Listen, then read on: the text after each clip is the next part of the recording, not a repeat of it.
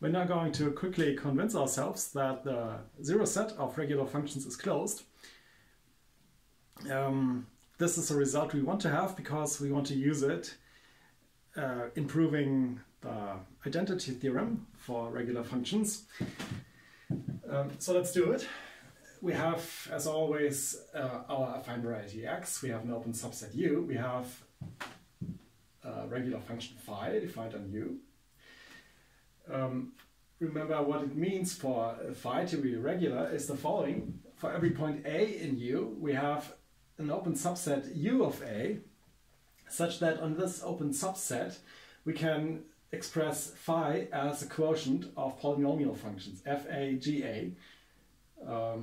So f, a, and g, a are in ax. And of course we have that g, a is unequal to 0 on ua, because we don't want to divide by 0. And now let's call the zero set of phi v, and we want to show that v is closed.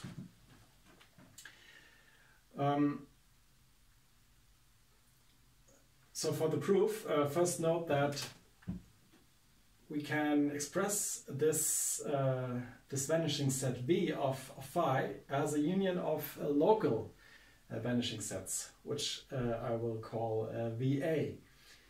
Because after all, as I have just mentioned, we can locally express phi as a quotient of polynomials.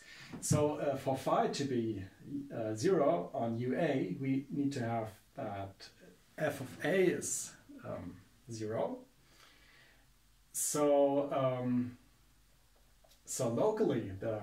locally on UA, the zero set of phi is the zero set of fa,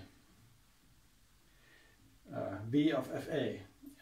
And since f is a polynomial function, v of fa is of course closed in the Zariski topology. And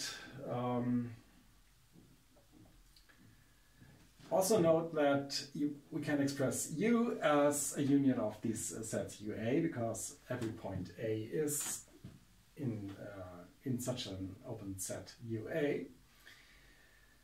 And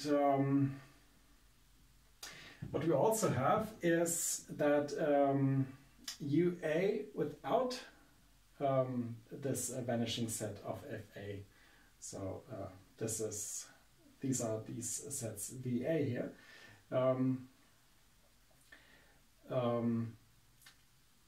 This is open, but now look at this set U without the vanishing set of V. This is nothing but the union over all A of the sets UA without the local vanishing sets VA. So U without V is a union of open sets, and thus open, and thus V is a complement of an open set, and thus closed.